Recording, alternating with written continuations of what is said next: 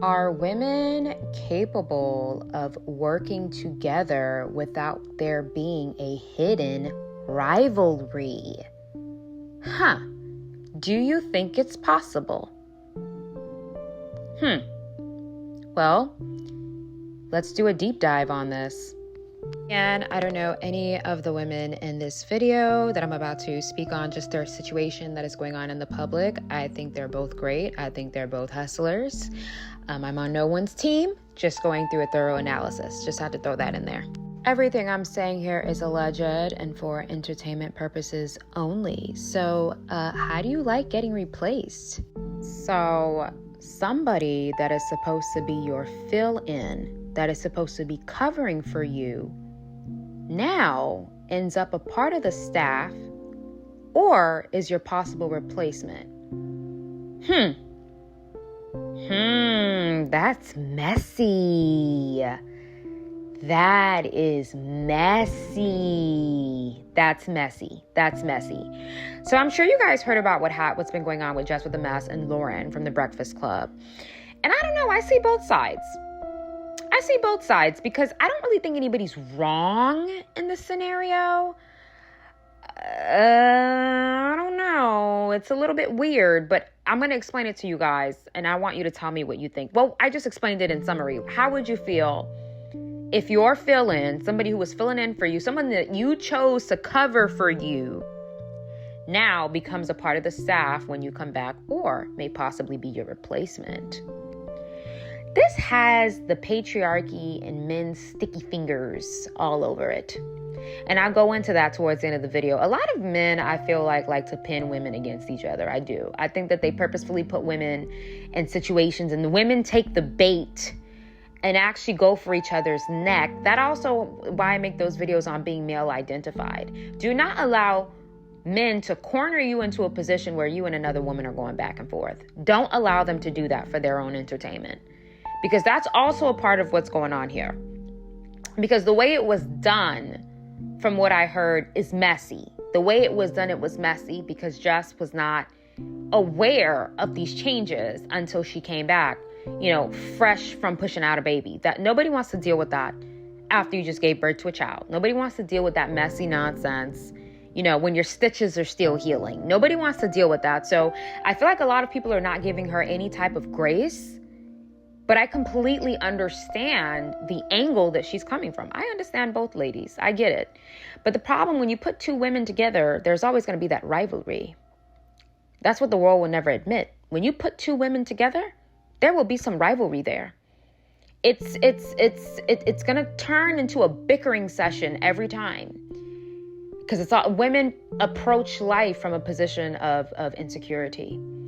Okay, that's why if your boss, that's a woman, feels like you're getting too smart or the people in the department like you too much, he's going to fire you, right? That's how women operate through the world.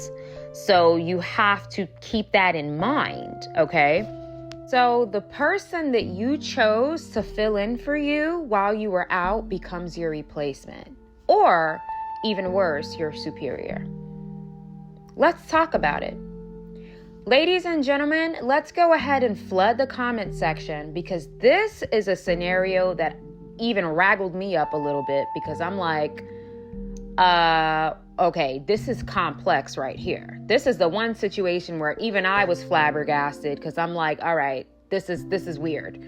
So let me break it down for you guys. Jess with the Mess was on, or is on, the Breakfast Club. She was the only woman on the panel with Charlemagne and DJ Envy. And she went on maternity leave, and she had Miss Lauren, a journalist, fill in for her. And then when she comes back from maternity leave, the person that was filling in for her is now a part of the crew, is now a part of the team. So she's walking in blindsided, like, wait a minute, why is she here on the workday? Like, she was my replacement. She's my replacement now? Like, what is going on here? So that's really the scenario. So ladies and gentlemen, how would you feel? Do you think it's fair for your fill-in to now become a part of the main team or your possible replacement or superior? What do you guys think? Comment below.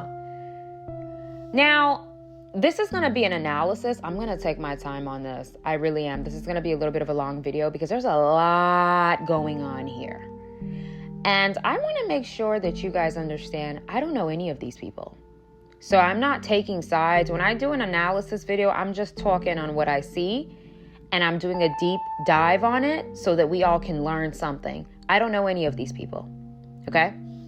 So here's what I'm getting at. What women have to understand, and this goes back to when I speak about women in leadership, women in managerial roles, women in corporate, women in business. 9 times out of 10, what women have to understand is 9 times out of 10, men are going to do what's best for the company.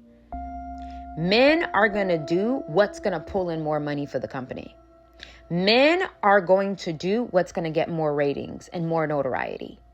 That's why it's very important as women, you have to work under men majority of the time, because if you work well, 9 times out of 10, they're going to reward that, because you working well brings more money and status and notoriety to the company. Unlike women who are your manager, leaders, and bosses who will fire you because you work well and because you trigger them, and they don't care that they have to have 10 people replace you. You work so well, but they don't care. The fact that you're triggering their insecurities and it's all about rivalry, they want you out. That's how women lead, right? Women lead from a position of insecurity.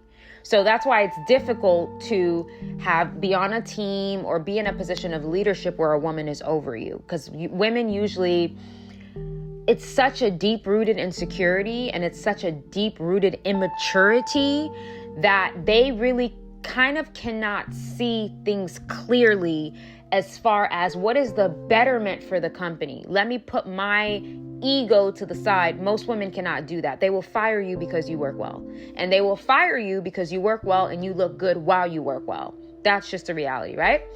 So here's the thing. I understand if Jess with the mess feels some type of way because you're blindsided. They blindsided her. You know, you come back to work, you think you're going to do your thing, and the person that was a fill-in for you is now on the team. Based on what I've seen, nobody told her about it. So it was a surprise to her. And then this person is now on her segment. So that goes back to leadership, right? That goes back to HR. And we'll talk about that towards the end, about how the patriarchal system blindsides women to go against each other for entertainment. That's why I always tell women, stop arguing with each other. Stop allowing men to pin you against each other because it's entertainment for them. Men have a solid brotherhood. Yes, they do. Men have solid brotherhoods, and men have a mutual balanced respect for one another. Women do not. So that's why when you put 2 women in a scenario, there's bickering, there's fighting, there's going back and forth, because it's all like, you're not going to play me out of my spot. That's always the energy. So women do a lot of bickering when they're in the same environments where men are just chilling out. The ladies are bickering, right? Because it's all about insecurity. So they did what was best for the overall brand. You know, if you have a new person that comes on your show that is a fill-in and they're a fan favorite, everybody likes them, everybody finds the show enjoyable with them on it, the ratings are up, you're going to be like, you know what? The ratings have gone up since she's been here. She's a fan favorite. People like her. We like her vibe. Let's go ahead and give her an opportunity. That's how men think. I want women to understand that. That's how men think. If 9 times out of 10, they are not going to pull back on progression because they're not. That's what women do. Women will fire you because you work well. Women will fire you because you're good at your job. That's what women do. But men are looking at the money. They're looking at the cash flow. They're looking at the betterment of the business. I'm telling you, I've been in jobs in the past where the girls wanted me out, but my manager was a boss and he was like, hell no, none of you guys can work like Mel. I can clone each of you and you guys still can't outwork her. Hell no, she's not going anywhere. Because ever since she's been here, the files get completed overnight. What you guys do in a week, she does in a day. She's not going nowhere. And they hated that. But most women lead from insecurity. So the fact that you work well or you're smart or you look good while doing it, they're going to get rid of you and fire you for that reason alone, even if the business collapses. That's why the patriarchal system does not have women on top. It'll be very rare that we'll ever see that happen. I'm just keeping it real. Right? So let's keep it going. They did what was best for the betterment of the company. Okay? For the betterment of the brand. Now, what we see going on here, does Jess with the Mess have a right to feel some type of way? I would. That's just me keeping it real. I would. If somebody was my replacement, not my replacement, if somebody was my fill-in, and I come back to work after I pushed out my child, and the whole structure is switched up, the person that was supposed to be my fill-in is now my superior. Okay, because I don't know if it's true, but I did hear Lauren say that I'm EP, you're my fill-in, not my fill-in. I'm a producer and you're my talent. Something like that is what I heard. So forgive me if I'm wrong, but according to what she said, she's superior if she's the producer, and Jess with the Mess is her talent. So the hierarchy, she's probably, whatever position they gave her is higher on the hierarchy or something like that. So I believe that Jess with the Mess has a right to feel some type of way because nobody warned her. They pulled the rug from under her feet. They blindsided her, and they made the person that was her fill-in now superior to her. That's whack. That's weird. That's like, that doesn't make any sense. Now for Lauren, did Lauren do that on purpose? Did she originally want to be Jess with the Mess's superior? Was that her intention all along? Only God knows her heart. I don't know her. I don't know anything about her. I'm just going based off what I've seen. I don't know the type of person she is. I don't know. Do women get down like that? Yes. But is that what she's doing? I don't know. I don't know her. I don't have enough data on her to make any type of assumptions, right? But there's a whole other realm of this that people have not even seen. The way that the men went about it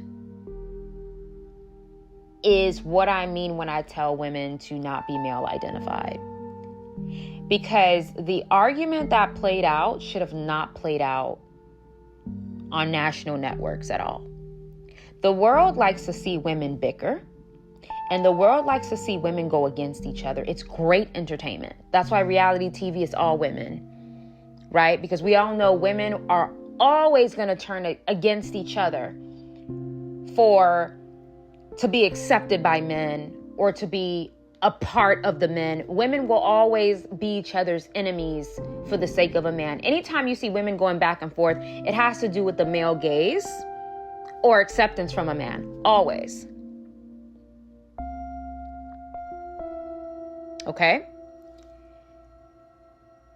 Now I'm going to tell you a couple things that I heard. Jess with the Mess said, the only reason that you're here, or something along those words, the only reason that you're here is because I allowed you to come in and fill in for me. And then Lauren did a remix and was like, well, I'm a producer and you're my talent. So there's rivalry going on here. With women, there will always be rivalry going on.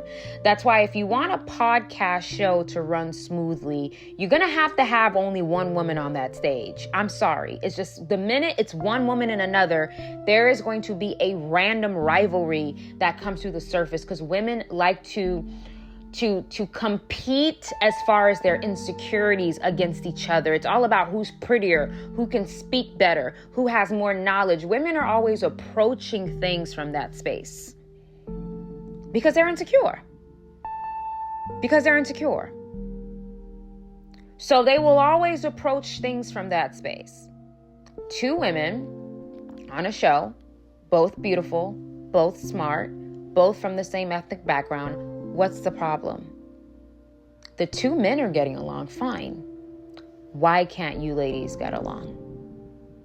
Women, this is what I always say, women usually, they don't like each other. That's just keeping it real. They don't like each other. And you will see that when they have to work together. You will see that that tension that's just there for no reason. But that tension is really comparison.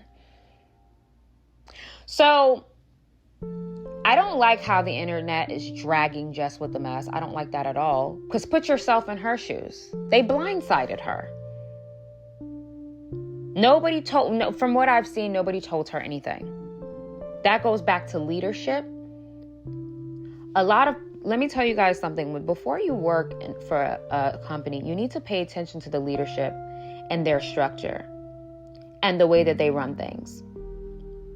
If I'm in charge of a network and someone's fill-in is now going to be a part of the staff, I will call that person and have a meeting with them to let them know, hey, by the way, I want to make sure you're prepared for what you're going to be walking into. We really liked your fill-in. She's really great for the ratings. Everything looks amazing. We decided to take her on. I just wanted to make sure that you know about that. And we're going to make sure that you guys have an even amount of screen time. And then at least you prepare the person. But because the world likes to see people bicker, and this is all alleged, I don't know if they probably pre-prepared her before. The world likes to see people bicker. The world likes to see women bicker. That's why when women try to start fake beef with me in person or online, I pay them dust. I don't go back and forth with women. I don't do that. If you don't have a significant place in my life, if you're not significantly connected to me, super close to me, I'm not going back and forth with you. I'm not going to entertain the world, at least not in that way, because it's low vibrational. It's beneath me. But that is what the world likes to see. Two women going toe to toe. That is the best entertainment from the world, and men will capitalize off that. That's why I always tell women, don't call the side chick. Leave the side chick alone. Because that man wants to see you and the side chick go blow for blow. That's what the world likes to see. Don't engage in it. Now, let's take it a step further. Jess with the mess, from what I've seen and what the discussion was, has a habit of telling Lauren to shut up, be quiet, and stop talking. Lauren got upset and was like, my mother doesn't talk to me that way. Please don't talk to me that way. Okay. Remember when I told you guys that the reason why it's difficult for women to have a power structure is because women don't respect each other. Women do not respect each other. You will see that when you go through the world. The way men address men, women will address you like they know you. They will address you like they're cool with you. They will talk to you crazy like you know this person. They will walk up to you like you're sleeping with their man. Women do not respect one another. And until there's mutual respect amongst women, women will never have a power structure.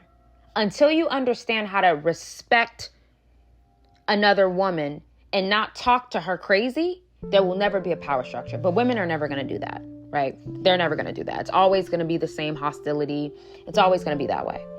But that was a big highlight for me because when I saw it, I'm like, okay, why tell her to shut up and hush and stop talking like that? It comes off as a little bit abrasive. And if she has a habit of over talking, you take it to HR, wait till the show ends and pull her to the side and say, hey girl, I just wanted to let you know that, I've been on here for a while. I have my own segments on here. You have to give me the opportunity to speak because a lot of times I feel like you're over talking me and you're interrupting me and I can't get a word in. And it's not going to work if that's how it's going to, if that's how it's moving, it's not going to work. And then you address that person to the side off camera. So when you go on camera, it stays professional, right? That's not the case. I think that Jess with the mess may kind of already be angry about what's going on. And it's like, it's coming out in that way. So do you guys think that she was in the right for telling Lauren to shut up and stop talking because Lauren tends to cut her off and take over the conversation? And then on another note, I think to myself, I wonder if there's some colorism in play here. Because why would the newcomer get a producer position over the woman that was already there for a while? And according to what she's saying, it is, I guess, lower than her on the hierarchy. Jess with the mess fits more of the dark skin. And then I guess Lauren fits more of the light skin. Why does the newcomer that comes in automatically get pushed to a higher role? You guys know me, I'm fair. Fair is fair. Fair is fair. You guys know I keep it real. I'm very fair. When I look at things, I don't take sides. I look at what makes sense. Why did that happen? Leave a comment. What do you guys think? Put something in the comment section. I'm excited to go through you guys' comments about this situation. It doesn't matter if you know these people. I've explained the whole scenario to you guys. What do you think? Do you think these two ladies will be able to survive working together without it being a constant bickering every episode? That's not going to be easy. You know, that reminds me of Joe Budden's podcast. I love Melissa Ford, but I remember them mentioning something about bringing, what's her name? My favorite, Miss Corinne Steffens, and she didn't like that. Like, her immediate body language changed when they said, oh, we're going to interview Corinne Steffens, or we're going to try to get Corinne Steffens in here. I believe that's what happened. Allegedly, forgive me if I'm wrong, but I believe I came across it, and her whole body language changed. Why are women so insecure about other women? I just really want to understand why. Why are men able to coexist, but women can't do it? The way her body language got so weird, just off of hearing Corinne Steffens' name, I was like, what is the problem? Women really just can't work together, can they? They can't build a power structure, and we will always be under the patriarchy because women cannot come together for some reason. And it needs to be studied because it's unfortunate. Women are more powerful in circles. But anyways, what do you guys think? How would you feel if your fill-in becomes your replacement? Class, don't forget to be there. We have self-mastery and manifestation. Yes. In order to stop living the life that does not belong to you, you have to put in the work to live the life that does belong to you. In this class, we're going to talk about mastering yourself, of course, mastering your characteristics, changing your mind, and doing what you need to do to manifest your 4D into your 3D. If you don't know the difference between 4D and 3D, Google it. But we're also going to talk about how to get your manifestations right here, right now to this dimension so you can move your life forward. Also, divestor pathway. Come on. Which one of you guys are ready to leave the past behind, leave your old group of friends behind, leave your toxic family behind, and do what's necessary to create the life that you desire? Divesting can be scary for people because you're basically starting everything by yourself and you're leaving everybody behind. So you're going to go through life by yourself, at least for the start of it, but it's okay. This class is going to give you the tools and really the resources on how to navigate starting an entire brand new life away from your toxic family and environment. Don't forget to sign up.